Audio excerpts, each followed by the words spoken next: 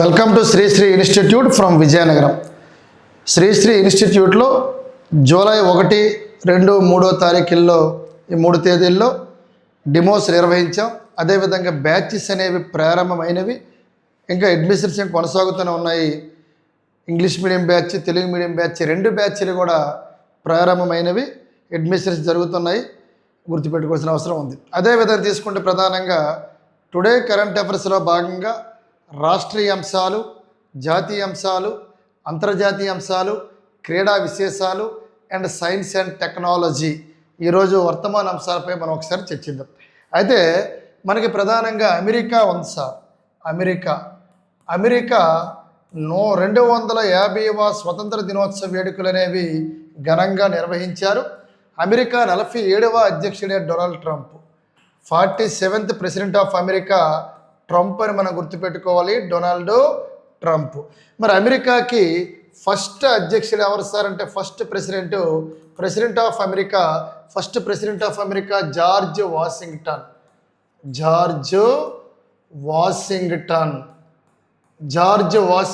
First president of America. Present 47th president of America Donald Trump. అదేవిధంగా before 46th president of America Joe Biden. America president period of time 4 years, అంటే అధ్యక్షుడి పదవీ కాలం 4 ఏళ్ళు. కానీ America independence day 1776 July 4th అని మనం గుర్తుపెట్టుకోవాల్సిన అవసరం ఉంది. అందుకే every year on July 4th America independence day celebrations conducted. అంటే on July 4th independence day celebration conducted in America అనేది స్వతంత్ర దినోత్సవ వేడుకలు జరుపుకుంటుంది. మరి ఇది జరుపుకొని 2026 జూలై 4 నాటికి 250 సంవత్సరాలు పూర్తయిన సందర్భంగా అమెరికా అధ్యక్షుడు డొనాల్డ్ ట్రంప్ ఒక మాట చెప్పడం జరిగింది సార్. డొనాల్డ్ ట్రంప్ ఏం చెప్పాడంటే, కమ్యూనిజాన్ని విడిచిపెట్టాలి, కమ్యూనిజం అనేది చాలా డేంజరు, ప్రపంచ యుద్ధాల కంటే డేంజర్ అని ఈ అమెరికా 47వ అధ్యక్షుడు డొనాల్డ్ ట్రంప్ అనేది చెప్పడం జరిగింది. మరి ప్రధానంగా అమెరికా అనగానే అమెరికా 250వ స్వతంత్ర దినోత్సవ వేడుకలు అద్భుతంగా నిర్వహించారు. 250లో 50 ఉంది కాబట్టి అమెరికా జెండాలోని 50 స్టార్స్ ఉంటాయి. ప్రతి స్టార్ కూడా ఒక రాష్ట్రాన్ని ఇండికేట్ చేస్తుంది. అంటే హౌ మెనీ స్టేట్స్ ఇన్ అమెరికాలో రాష్ట్రాల సంఖ్య 50 గుర్తుపెట్టుకోవాలి. మరి అమెరికా అధ్యక్షుడు నివసించే భవనం పేరే వైట్ హౌస్ అని మనం గుర్తుపెట్టుకోవాలి. అమెరికా అధ్యక్షుడు నివసించే లివింగ్ హౌస్ నేమ్ ఏదంటే వైట్ హౌస్ అని గమనించాలి. అయితే మనం ఈ కరెంట్ అఫైర్స్లో భాగంగా టుడే కరెంట్ అఫైర్స్లో భాగంగా మాట్లాడుకుంటే ఇదిగోండి sir, United states of America 250 యాన్నివర్స్ అంటే 1776లోని అమెరికాకి స్వతంత్రం వచ్చింది. 2026 నాటికి 250 ఏళ్ళు పూర్తయింది. కాబట్టి 250వ స్వతంత్ర దినోత్సవ వేడుకలు అద్భుతంగా జరుపుకోవడం జరిగింది అమెరికాలోని. ఇదండి సార్, అమెరికా అంతటా ఘనంగా 250వ స్వతంత్ర దినోత్సవ వేడుకలు, స్వతంత్ర సంబరాలు నిర్వహించారు. అదేవిధంగా ప్రపంచ యుద్ధాలు కన్నా ప్రమాదకరమైనదని ట్రంప్ పేర్కొన్నాడు. దేని గురించి అంటే కమ్యూనిజం. మన టైటిల్లో కనిపిస్తుంది, కమ్యూనిజంతో ప్రాణాంతకమైన ముప్పు. కమ్యూనిజం అనేది చాలా డేంజరస్ అని గమనించాలి. మనకి 2వ ప్రపంచ యుద్ధం ఎప్పుడు వచ్చింది సార్ అంటే 1939 to 1945. ఇది second world war period of time. మరి మొదటి ప్రపంచ యుద్ధం తీసుకుంటే 1914 to 1918. ఇది first world war period of time. ఎందుకు ఈ ప్రస్తావన తీసుకొచ్చామంటే, ఈ 2వ ప్రపంచ యుద్ధం జరగడానికి ప్రధాన కారకుడు హిట్లర్ అనే వ్యక్తి పోలాండ్ అనే దేశం యొక్క భూభాగాన్ని ఆక్యుపై చేయడానికి ప్రయత్నించాడు. కాబట్టి జర్మనీ దేశానికి చెందిన హిట్లర్ జర్మనీ వైపు కొన్ని దేశాలు, మరి పోలాండ్ వైపు కొన్ని దేశాలు 2 వర్గాలుగా ఏర్పడి యుద్ధం అనేది ప్రారంభమైంది. 1939లో ప్రారంభమైంది, 1949లో ఎండ్ అయింది 2వ ప్రపంచ యుద్ధం. హిట్లర్ అంటాడు, స్త్రీ వ్యక్తిత్వానికి మాతృత్వం ఎలాంటిదో జాతుల వికాసానికి యుద్ధం అలాంటిది. స్త్రీ వ్యక్తిత్వానికి మాతృత్వం ఎలాంటిదో జాతుల వికాసానికి యుద్ధం అలాంటిది హిట్లర్. స్త్రీలకు ప్రసవం ఎలాంటిదో దేశానికి స్వాతంత్రం అలాంటిది ముస్సోలిని అంటాడు. అంటే జనరల్గా యుద్ధానికి కాలు దవ్వడం అంటే కమ్యూనిజం అనేది చాలా డేంజరస్, యుద్ధాల కంటే డేంజరస్. అదే ఇక్కడ ప్రపంచ యుద్ధాల కన్నా ప్రమాదకరమైనదే కమ్యూనిజం అని చెప్పాడు ఎవరు? ట్రంప్.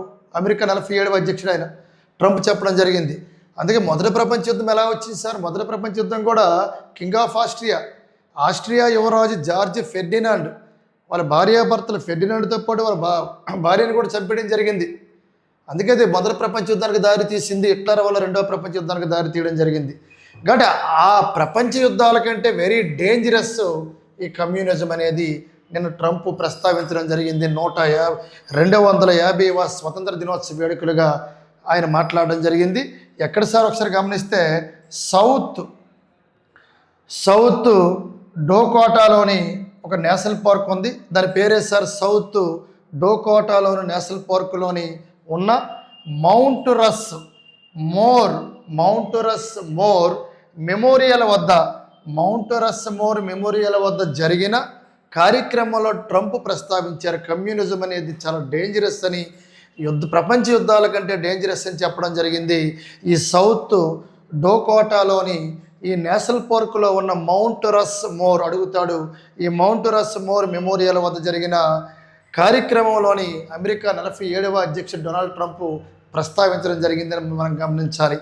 నెక్స్ట్ మనం తీసుకుంటే దీని తర్వాత ఏదంటే సార్ కమ్యూనిజం అనేది ప్రాణాంతక ముప్పు. ట్రంప్ టు గివ్ అమెరికా అంటే 250 బర్త్డే పార్టీ దానిలో సందర్భంగా ఆ పార్కులో ఈయన మాట్లాడడం జరిగింది.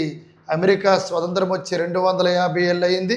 మరొక 250 ఏళ్ళు కూడాను అమెరికా ఇదే ఒక శాంతియుతంగా ఉంటూ ప్రపంచ దేశాల మధ్య ఎటువంటి యుద్ధాలు వచ్చినా ఆపడానికి, ఒక శాంతియుత ఒప్పందాలు కుదర్చడానికి, అసలు యుద్ధమే రాకుండా ఉండాలని నరేంద్ర మోడీ గారు ఈరోజు ట్రంప్కి ట్విట్టర్ ద్వారా తెలియజేయడం జరిగింది. ఎందుకంటే మీరు ప్రపంచ శాంతి స్థాపనకి కృషి చేయాలి, అటువంటి అగ్రరాజ్యం మీదని ఈరోజు మోడీ గారు వాళ్ళకి అభినందనలు చెప్పడం జరిగింది. 250 ఏళ్ళు పూర్తి చేసుకున్న సందర్భంగా వాళ్ళకి ట్రంప్కి ఫోన్ చేసి విషయం మాట్లాడడం జరిగింది.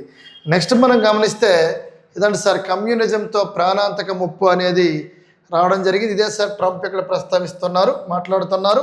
సౌత్ డకోటాలోని కీస్టోన్లో జరిగిన అమెరికా స్వతంత్ర వేడుకల్లో సరదాగా డొనాల్డ్ ట్రంప్ అని పేపర్లో రావడం జరిగింది.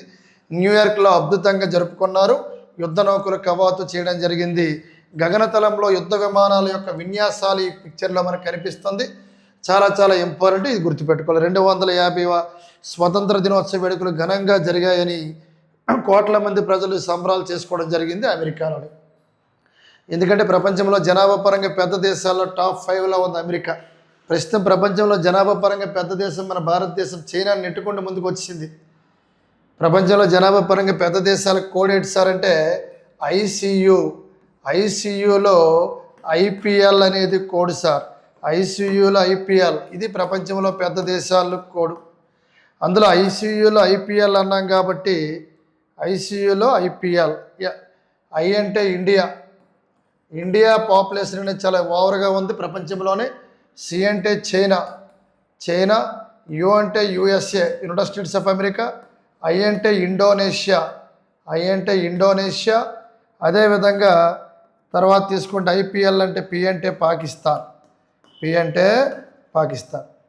ప్రస్తుతం మన కరెంట్ అఫైర్స్ పరంగా మాట్లాడుకుంటే ప్రపంచంలో జనాభా పరంగా పెద్ద దేశాలు ఏమంటే ఐసీయూలో ఐపీఎల్. ఎల్ అనేది మనకి కన్స్ట్రక్షన్ వర్డ్, ఎల్కే సంబంధం లేదు. ఐసీయూలో ఐపీఎల్ అంటే ఫస్ట్ 1, అదేవిధంగా సెకండ్ 1, అదేవిధంగా థర్డ్ 1, ఫోర్త్ 1, ఫిఫ్త్ 1 మనకు అర్థం అవ్వాలని ఎల్ పెట్టాం. ఐసీయూలో ఐ అంటే ఇండియా, సి అంటే చైనా, యు అంటే యుఎస్ఏ, ఐ అంటే ఇండోనేషియా, పి అంటే పాకిస్తాన్.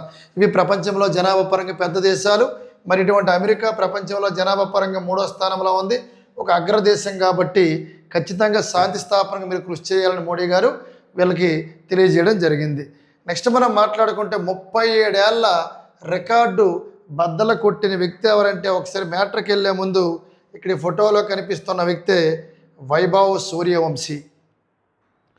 ఇదిగోండి సార్ మనకి ఇమేజ్లో కనిపిస్తున్న వ్యక్తి ఎవరంటే వైభవ్. కాబట్టి వైభవ్ సూర్యవంశీ క్రికెట్ గాడుగా మనం పిలుస్తాం. ప్లేయింగ్ ఇట్ మై వే అనే పుస్తకాన్ని రచించింది కూడా ఎవరు సార్ అడుగుతాడు, గుర్తుపెట్టుకోండి, సచిన్ టెండూల్కర్. అదేవిధంగా తీసుకుంటే సఫాలి వర్మ. ఎవరంటే సఫాలి వర్మ. వీళ్ళకు ట్రాక్ రికార్డ్స్ ఉన్నాయి సార్. అతి చిన్న వయసులోనే అంతర్జాతీయ క్రికెట్కు ఎంట్రీ ఇచ్చిన మొట్టమొదటి క్రికెటర్ ఎవరంటే సచిన్. ఆ రికార్డుని బ్రేక్ చేశాడు వైభవ్. అంటే నిన్న మనకి ఈరోజు ఇచ్చిన న్యూస్ ప్రకారం తీసుకుంటే అతి చిన్న వయసులోనే వైభవ్ సూర్యవంశు అంతర్జాతీయ క్రికెట్లోని స్థానం సంపాదించుకోవడంతో పాటు ఆట కూడా ఆడాడు. నిన్న ఇంగ్లాండ్ మ్యాచ్లోని ఒక 14 పరుగులు చేయడం జరిగింది. కాబట్టి వైభవ్ సూర్యవంశీ ఒకసారి మనం ప్రస్తావిస్తే ఒకసారి ముందుకు రావాలి సార్. ఇదిగోండి సార్, 37 ఏళ్ల రికార్డు బద్దలు. అంటే సచిన్ టెండూల్కర్ ఎప్పుడో 1900 గుర్తుపెట్టుకోవాలి. టెండూల్కర్ అనే వ్యక్తి 1989లోని పాకిస్తాన్ తోటి ఫస్ట్ టెస్ట్ క్రికెట్ మ్యాచ్ ఆడడం జరిగింది. అప్పుడు అతని వయస్సు 16 సంవత్సరాలు. 16 సంవత్సరాలు 205 రోజులు అనేది ఆయన వయస్సు. ఈ రికార్డుని వైభవ్ సూర్యవంశీ బ్రేక్ చేశాడు. అంటే సచిన్ టెండూల్కర్ మొట్టమొదటిసారిగా అంతర్జాతీయ క్రికెట్ మ్యాచ్ ఎప్పుడు ఆడడం జరిగిందంటే 1989 పాకిస్తాన్తో ఆడడం జరిగింది. కరాచీలో ఆడడం జరిగింది. 16 సంవత్సరాల 205 రోజులుగా మనం గమనించాలి. మరి ఇదే వైభవ్ సూర్యవంశీ 15 సంవత్సరాల చాలా చిన్న వయసులోనే 15 సంవత్సరాల 99 రోజులకే ఈ వైభవ్ సూర్యవంశీ అంతర్జాతీయ క్రికెట్లో ఆరగ్రంథం అంటే ఎంట్రీ ఇచ్చారు. టెండూల్కర్ రికార్డును బద్దలు కొట్టడం జరిగింది, గుర్తుపెట్టుకోవాలి. ఇదిగోండి సార్, 37 ఏళ్ల రికార్డు బద్దలు. 37 ఏళ్లగా నిలిచి ఉన్న దిగ్గజ batter Sachin Tendulkar, God of the cricket, playing it my way అనే పుస్తకాన్ని రాసిన వ్యక్తి, ఇటువంటి టెస్టుల్లో అత్యధిక సెంచరీలు చేసిన వ్యక్తి. కాబట్టి ఈ టెండూల్కర్ రికార్డులను వైభవ్ సూర్యవంశీ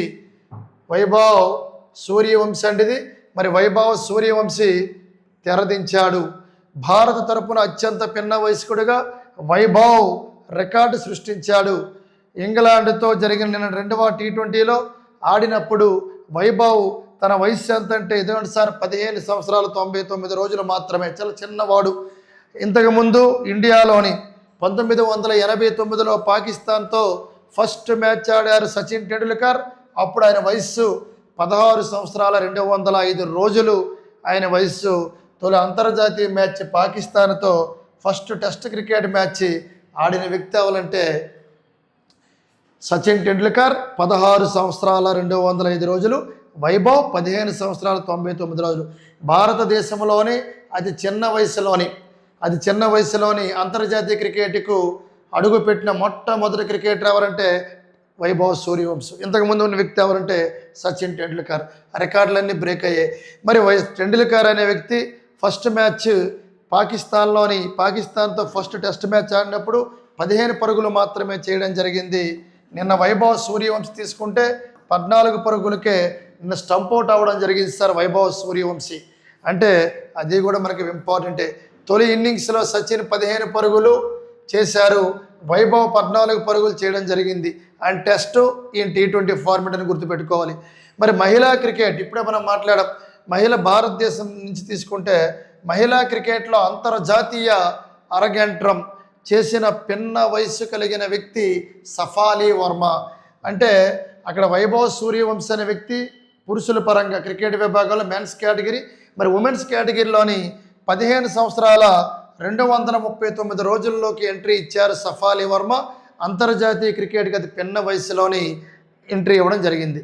ప్రపంచంలో అత్యంత పిన్న వయసులోని అంతర్జాతీయ క్రికెట్ ఆడి రికార్డు నెలకొల్పిన వ్యక్తి ఎవరంటే very very important, గ్యారాసిమ్.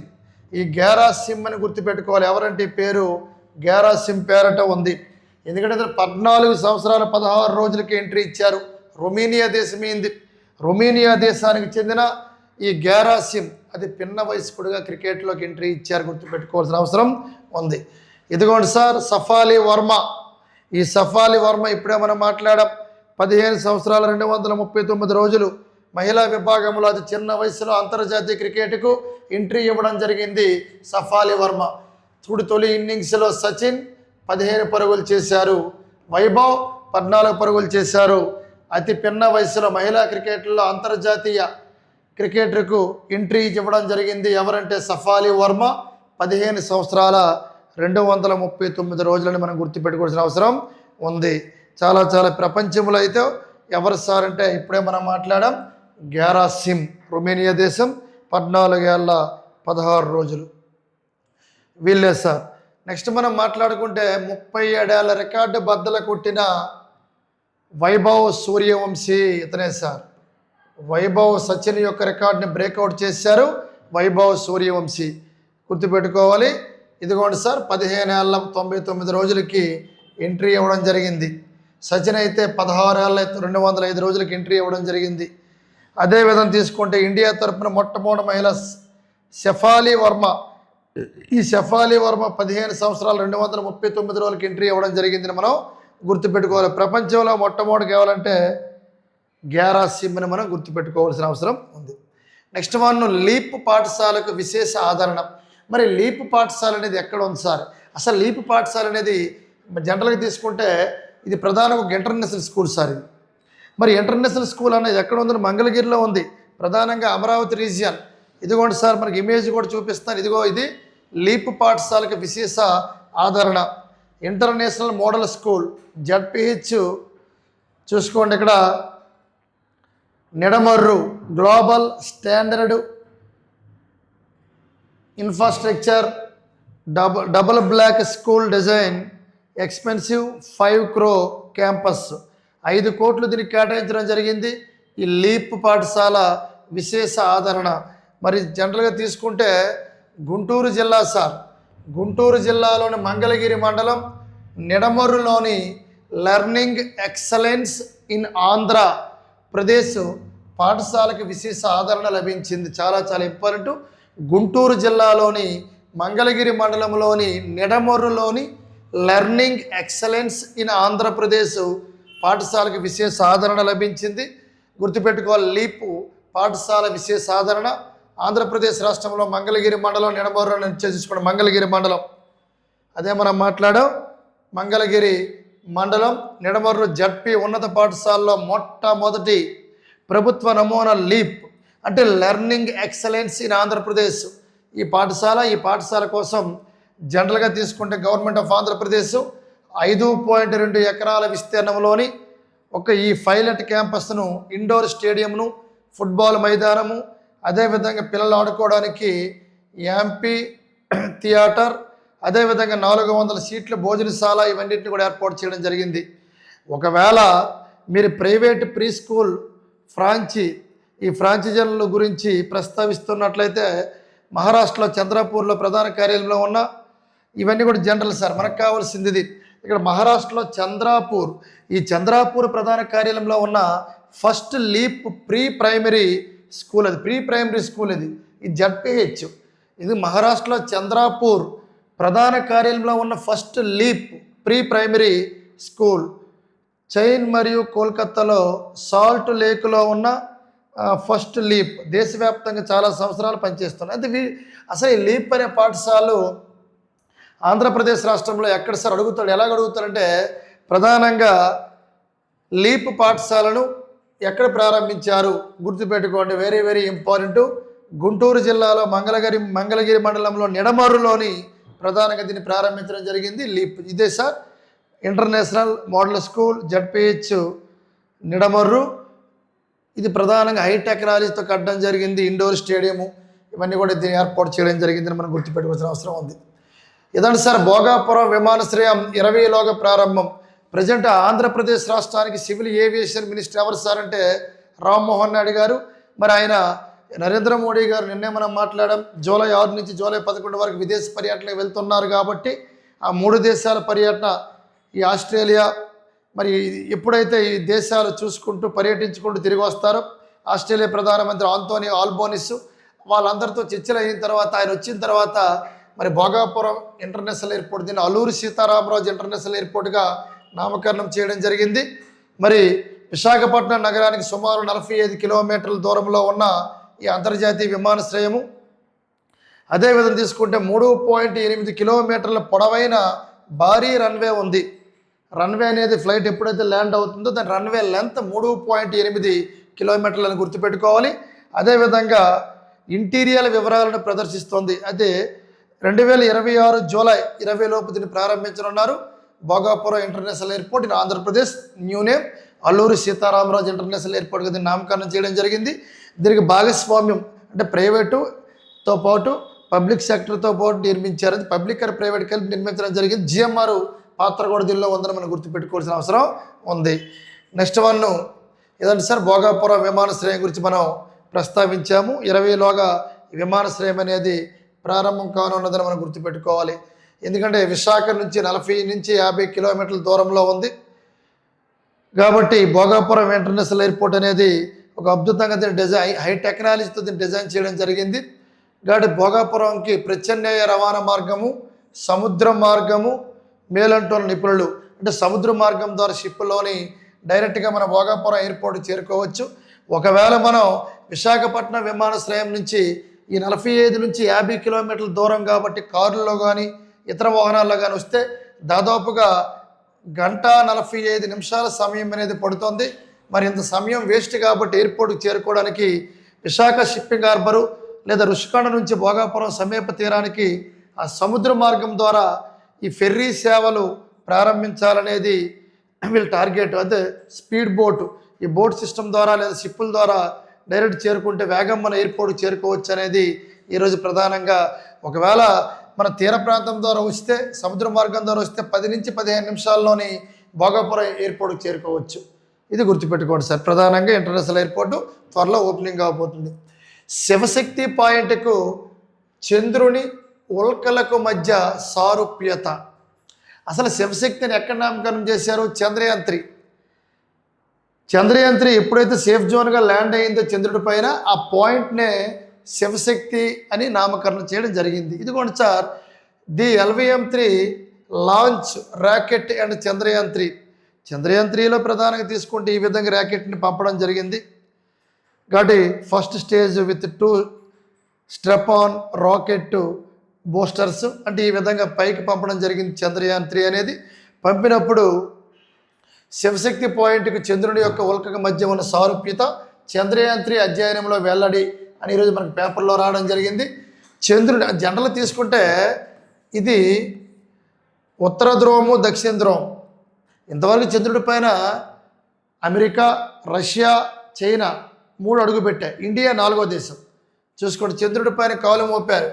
Kodeti sir అంటే అరచేయి, ఆ అంటే అమెరికా, రా అంటే రష్యా, చే అంటే చైనా, ఈ అంటే ఇండియా. అయితే ఇక్కడ ఈ 3 కూడా నార్త్ పోల్లో అడుగు పెట్టడం జరిగింది. చంద్రుడిపై సేఫ్ ల్యాండ్ అయ్యాయి. ఇండియా డెఫినెట్గా సౌత్ పోల్లోని అడుగు పెట్టడం జరిగింది.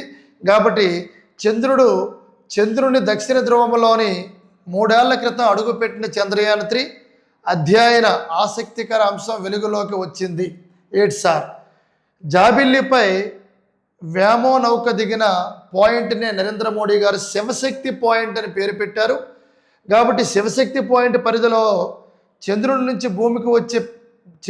నుంచి భూమిపైకి వచ్చి పడినట్లుగా తొలిసారిగా నిర్ధారణ అయిన ఉల్క మధ్య సారూప్యతలు ఉన్నట్లు తేలింది. అంటే చంద్రయాన్-3 మిషన్లో భాగంగా ఉన్న అందరూ చంద్రయాన్-3లో ఏమున్నాయి సార్? ప్రజ్ఞాన్, రోవర్. ఏమన్నాయంటే ఇక్కడ చూడండి, ప్రజ్ఞాన్ అండ్ రోవర్. ఇతను ప్రజ్ఞాన్ రోవర్ సాగించిన విశ్లేషణలో ఇది వెల్లడింది. ఈ మేరకు భారత అంతరిక్ష పరిశోధన సంస్థ ఇస్రో బెంగళూరులో ఉందని 1969లో స్థాపించారు. శాస్త్రవేత్తలు శనివారం వెల్లడించారు. 1981-82లో అంటార్కిటిక్లోని అలన్ హిల్స్ అనే ప్రాంతంలో గుర్తించిన ALHA 81005 అనే ఉల్కలోని రసాయనిక మిశ్రమాలు ప్రజ్ఞాన్ రోవర్ శివశక్తి పాయింట్లో మట్టిలో నుంచి సేకరించిన రసాయనిక డేటాతో దగ్గర సంబంధం కలిగి ఉన్నట్లు నిర్ధారించారు. ఏదేమైనా సరే అక్కడ ఎక్కడైతే శివశక్తి పాయింట్ ఉందో అక్కడి నుంచి చంద్రుని ఉల్కకు మధ్య సారూప్యత అనేది మనకి ఈరోజు పేపర్లో రావడం జరిగింది. చాలా చాలా చాలా ఇంపార్టెంట్, గుర్తుపెట్టుకోవాలి. మరి ఇదండి సార్, శివశక్తి పాయింట్కు చంద్రుని ఉల్కకు మధ్య సారూప్యత. చంద్రయాన్-3 అనేది భారత అంతరిక్ష పరిశోధన సంస్థ. కాబట్టి దీన్ని ఎప్పుడు చేపట్టారంటే 2023 ఆగస్టు 23 నేషనల్ స్పేస్ డేగా ప్రకటించారు. ఎందుకంటే ప్రధానంగా విక్రమ్ అనే ల్యాండరు, ప్రజ్ఞాన్ అనే రోవరు చంద్రుడి యొక్క దక్షిణ ధ్రువం సమీపంలో విజయవంతంగా దించడం జరిగిందని మనం గుర్తుపెట్టుకోవాలి. చంద్రుడి పైన 4 దేశాలు వెళ్ళాయి. అందులో మంది చివరగా ఈ 4వ దేశమైన భారత్ దక్షిణ ధ్రువ ప్రాంతంలోని మొట్టమొదటిగా అడుగుపెట్టిన దేశంగా రికార్డు స్థాయిలో నమోదైందని మనం గుర్తుపెట్టుకోవాల్సిన అవసరం ఉంది. అదేవిధంగా తీసుకుంటే ఇదే సార్ మిషన్ ఎప్పుడైతే చంద్రయాన్-3 ఎప్పుడు లాంచ్ చేశారంటే 2023 జూలై 14. మరి ఎప్పుడు సేఫ్ ల్యాండ్ అయ్యిందంటే 2023 ఆగస్టు 23, అదే మనం మాట్లాడాం. ఆగస్టు 23, ఆగస్టు 23 ఏ డేగా ప్రకటిస్తుంది? నేషనల్ స్పేస్ డేగా ప్రకటించారు. గుర్తుపెట్టుకోవాల్సిన అవసరం ఉంది. నెక్స్ట్ వన్ మనకి అక్కడ జనరల్గా కీలక భాగాలు, ఇందులో ఈ మిషన్లో ఉన్న కీలక భాగాలు, దీని బరువు తీసుకుంటే 3900 కిలోగ్రామ్ ద్రవ్యరాశి కలిగిన 3 ప్రాథమిక మాడ్యూల్స్ ఉన్నాయి. అందులో ఒకటోది ఏంటి సార్ అంటే ప్రొపల్సన్ మాడ్యూలు, రెండవది ల్యాండర్ మాడ్యూలు, మూడవది రోవర్ మాడ్యూల్ అని మనం గుర్తుపెట్టుకోవాలి. ఈ 3 కూడా చంద్రయాన్ 3లో వాడడం జరిగింది. ఇవ్వండి సార్, ఈ మాడ్యూల్స్ అనేవి ఇమేజ్లో మనం చూపించడం జరిగింది. నెక్స్ట్ మనం డిజిటల్, ఫర్ ఎగ్జాంపుల్ తీసుకుంటే డీజిల్లో 15% ఐసోబ్యూటినాల్ కలపడం జరుగుతుందని కేంద్ర మంత్రి నితిన్ గడ్కరీ చెప్పడం జరిగింది. చమురు దిగుమతుల బిల్లు భారాన్ని తగ్గించడంతో పాటు పర్యావరణ అనుకూల విధానాలు అవలంబించేందుకు ఉన్న ప్రతి అవకాశాన్ని ప్రభుత్వం పరిశీలిస్తుందని కేంద్ర రోడ్డు రవాణా శాఖ మంత్రి వర్యులు ఎవరంటే నితిన్ గడ్కరీ, ట్రాన్స్పోర్ట్ మినిస్టర్ నితిన్ గడ్కరీ చెప్పడం జరిగింది. ఏం చెప్పాడు సార్ అంటే పెట్రోల్లో 20% ఇథానల్ కలిపి విక్రయిస్తుండగా ఇప్పుడు డీజిల్లో 15% ఐసోబ్యూటినల్ కలపడంపై దృష్టి సారిస్తున్నట్లు మంత్రి తెలిపారు. ఎందుకంటే డీజిల్లోని ఇథానిల్ నేరుగా కలపడం సాధ్యము కాదు. అందుకే ఇథానల్ నుంచి ఏది ఉత్పత్తి చేస్తున్నారంటే ఈ ఐసోబ్యూటినల్ తయారీకి కృషి చేస్తున్నామని మనకి రోడ్డు రవాణా శాఖ మంత్రి వర్యులు నితిన్ గడ్కరీ చెప్పడం జరిగిందని మనం గుర్తుపెట్టుకోవాల్సిన అవసరం ఉంది. అడుగుతాడు డీజిల్లోని ఎంత శాతం ఐసోబ్యూటినల్ కలపడం జరుగుతుంది అడుగుతాడు, 15%. నెక్స్ట్ మనకి ప్రధానంగా తీసుకుంటే టుడే కరెంట్ అఫైర్స్లో భాగంగా వివాహితులు అక్రమ సంబంధాల గోప్యత హక్కు రక్షణ వర్తించదని సుప్రీంకోర్టు అనేది తీర్పు ఇవ్వడం జరిగింది. విడాకుల కేసులో భర్త అభ్యంతరాలను తోసిపుచ్చిన సుప్రీంకోర్టు, దీనికి ప్రధానంగా ఈ ధర్మాసనానికి justice Mohan, justice K Vinod Chandran ధర్మాసనం పేర్కొన్నది గుర్తుపెట్టుకోవాలి. ఎందుకంటే 2021 ఏప్రిల్ 29 నుంచి అంటే జనరల్గా ఏంటంటే విడాకుల కేసులో భర్త అభ్యంతరాలను తోసిపుచ్చిన సుప్రీంకోర్టు. ఈ ధర్మాసనంలో ప్రధానంగా ఎవరెవరు పార్టిసిపేట్ చేశారు, ఎవరెవరు వాదనలు జరిపారంటే justice Manmohan, justice K Vinod Chandran అని మనం గుర్తుపెట్టుకోవాల్సిన అవసరం ఉంది. కాబట్టి వెరీ వెరీ ఇంపార్టెంట్. ఒకసారి మనం ఏదైనా భార్యాభర్తల విడాకుల మంజూరుకి వ్యభిచారం ఒక స్పష్టమైన కారణంగా హిందూ వివాహ చట్టం గుర్తిస్తుందని ఢిల్లీ హైకోర్టు వ్యాఖ్యలను సర్వోన్నత న్యాయస్థానం సమర్థించింది. గుర్తుపెట్టుకోవాలి. అంటే వివాహ బంధాన్ని కొనసాగిస్తేనే వివాహేతర సంబంధం ఆరోపణలు ఎదుర్కొంటున్న భర్తకు గోప్యత హక్కు ప్రాథమిక న్యాయస్థానం అండగా నిలవడం ఏమాత్రం ప్రజా ప్రయోజనం కాదని ఈ జస్టిస్ మన్మోహన్, ఈ జస్టిస్ కె వినోద్ చంద్ర ధర్మాసనం పేర్కొన్నదని మనం గుర్తుపెట్టుకోవాల్సిన అవసరం ఉంది. ఇది టుడే కరెంట్ అఫైర్స్లో ప్రధానంగా ఈ అంశాలని మనం గుర్తుపెట్టుకోవాలి. ఈరోజు ప్రధానంగా కరెంట్ అఫైర్స్ అన్నీ చెప్పడం జరిగింది. Thank you one and good night.